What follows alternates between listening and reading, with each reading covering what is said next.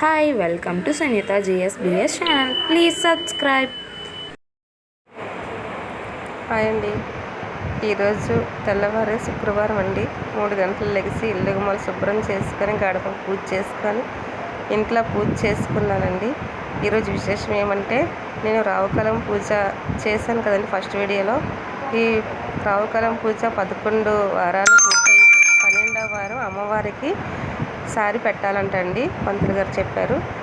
ఇంట్లో పూజ చేసుకున్నాక అమ్మవారికి సారీ కొన్నానండి. అవన్నీ వీడియో పెడుతున్నాను చూడండి. ఏమంటే పట్టు చీర అమ్మవారికి పట్టు చీర కొన్నానండి. పళ్ళెంలో పెట్టాను. పసుపు కుంకాలు, అద్దం, దువ్విన, కాటిక, బొట్టు, తిలకం, గోరింటాకు, గోల్డ్ రంగు, పారాణి, అరటిపళ్ళు, కొబ్బరికాయ, మామిడి పళ్ళు, యాపిల్ పళ్ళు, జామ పళ్ళు, బత్తాయి పళ్ళు, పువ్వుల దండ, అమ్మవారికి తాంబూలం, గాజులు, నిమ్మకాయలు, కొబ్బరి బొండం, ఇంకా అమ్మవారికి నైవేద్యం తోప చేశానండి. నెయ్యి వేసి బెల్లంతో పులిహోర. అమ్మవారికి అన్నీ పసుపు కుంకాలు అన్నీ సమకూర్చానండి. ఇప్పుడు గుడికి బయలుదేరుతున్నామండి. గుడికి వచ్చామండి. అమ్మవారిని ఒక ప్లేట్లో పెట్టుకొని నిమ్మకాయలు చుట్టూ పెట్టి మల్లెపూల దండ అలంకరించానండి. ఈరోజు 11 వారాలు పూర్తి చేసుకుని 12వ వారం తాంబూలం వేస్తే సంపూర్ణ రావుకాలం పూజ పూర్తయినట్టుగా అండి. మన సంకల్పం చెప్పుకోవాలండి.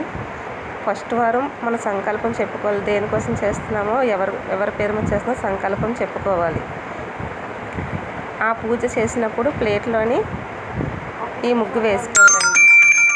పంతులు గారు చెప్పారు ఈ ముగ్గు వేయమని. ఈ ముగ్గులోనే 9 నిమ్మకాయలు దీపాలు పెట్టుకోవడానికి నెయ్యి దీపాలు పెట్టాలండి. నిమ్మకాయ ముక్కలు కోస్తాం కదండి, వెనక్కి తిప్పి అందులోనే నెయ్యి ఒత్తులతో వేసుకోవాలి. ముఖ్యంగా అమ్మవారి తాంబూలం చెప్పాను, ఆ రోజు మీకు చూపించలేదు. అందులోని యాలకులు, చెక్క వేసి దానిపై మడత పెట్టి దానిపైన బెల్లం లవంగం గుచ్చాలండి. లవంగం గుచ్చిన తర్వాత దానిపైన బెల్లం పెట్టాలి. అది అమ్మవారి తాంబూలం అండి. ఆ తాంబూలం ఎవరి పేరు మీద సంకల్పం చేసుకుంటామో వాళ్ళకే ఇవ్వాలి. నేను సంకల్పం చేసుకున్నాను అనుకోండి, నేనే తినాలి. పిల్లల పేరు మీద సంకల్పం చేస్తే పిల్లలే తినాలి అని చెప్పారు పంతులు గారు. ఇంకో 2 పిల్లల్ని తీసుకొచ్చి కుంకుమ పూజకి కూర్చోబెట్టానండి. కుంకుమ పూజ చేస్తున్నామని పిల్లలిద్దరిని పెట్టి ఫస్ట్ అదిగో నిమ్మకాయలు. అమ్మవారు చూడండి ఎంత బుజ్జిగా ఉన్నారో. పసుపు కుంకాలు, పువ్వులు, గులాబీ పువ్వులు, మందార పువ్వులు, అమ్మవారి సారీ. ముందుగా వినాయకుడి దీపం వెలిగించి విఘ్నేశ్వర స్వామికి నమస్కరించుకోవాలి. ఈ పూజ సవ్యంగా చేశాను స్వామి, మీ అమ్మవారి అనుగ్రహం మాపై ఉండేనట్టు చూడండి అని వినాయకుడికి ముందుగా నమస్కరించుకోవాలి.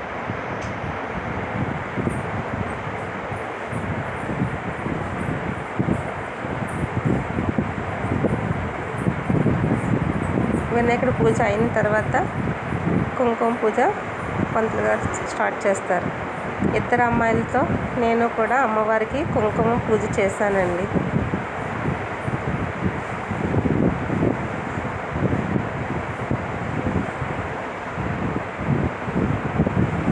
కుంకుమ పూజ అయిన తర్వాత నిమ్మకాయల మీద నెయ్యి దీపాలు పెట్టాం కదండి, అవి అమ్మవారికి గర్భగుడి దగ్గర తీసుకెళ్తామండి. అక్కడ వెలిగించి అమ్మవారికి చూపించాలండి.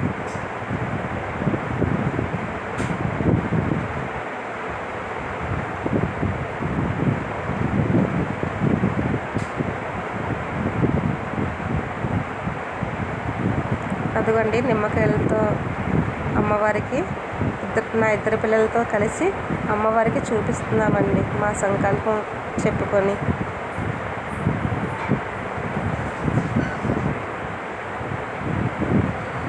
ఆ దీపాలని బయట తులసి మొక్క దగ్గర పెట్టేయాలండి.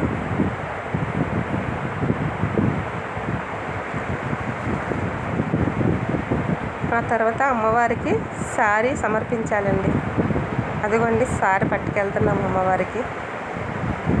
ఈ 11 వారాలు పూర్తి చేసి 12వ వారం అమ్మవారికి సారీని ఇస్తున్నాము. అమ్మ ఈ సారీ తీసుకొని మమ్మల్ని అనుగ్రహించు అమ్మ అని దండం పెట్టుకుంటున్నాము. అదిగోండి నైవేద్యం పులిహోర తోపా చేశారండి, నెయ్యి వేసి బెల్లంతో. పంతులు గారు గోత్రనామాలు చదువుతూ మా పేర్లు చదివారండి. పంతులు గారు జోకేశారండి, పల్లెంతో పాటున అమ్మవారికి అని. లేదు పంతులు గారు, సారీ మొత్తం అమ్మవారిదే, పల్లెం మాత్రం మాదే అన్నాను.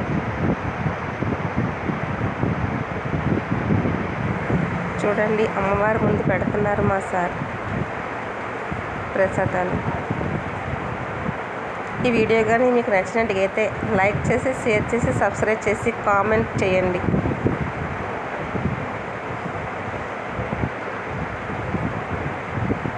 బెల్ ఐకాన్ క్లిక్ చేస్తే నేను చేసే ప్రతి వీడియో మీకే ముందుగా వస్తుంది. ఆ తర్వాత అమ్మవారికి ఆరతి ఇచ్చామండి. పూజ అనంతరం ఆరతి అయిపోయిన తర్వాత అదిగోండి అమ్మవారికి ఆరతి ఇచ్చాము. ఆ తర్వాత మా ఇద్దరు అమ్మాయిల చేత ముత్తైదులకు అందరికీ తాంబూలాలు ఇచ్చామండి. అక్కడ తాంబూలం తీసుకుని చాలామంది ముత్తైదులు వచ్చారండి.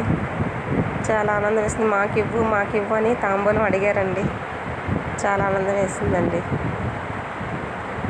అమ్మ దయ వల్ల పూజ బాగా జరిగిందండి.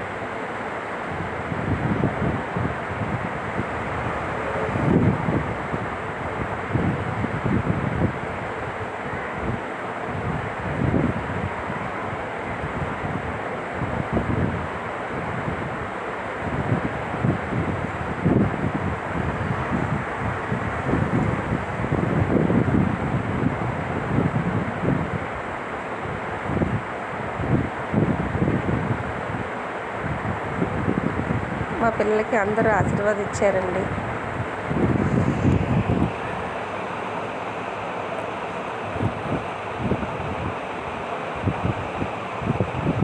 ప్రసాదం అందరికీ పంచామండి గుళ్ళోని. అందరూ ప్రసాదం బాగుంది అన్నారండి. చాలా ఆనందం వేసిందండి. ఈ వీడియో కానీ మీకు నచ్చినట్టుగైతే లైక్ చేసి, షేర్ చేసి, సబ్స్క్రైబ్ చేయండి. ఇదండి రావుకాలం పూజ. శుక్రవారం దశమి రోజు చేశానండి ఈ పూజని. చూడు చూడు దుర్గమ్మ చూడు, భక్తుల నడుమ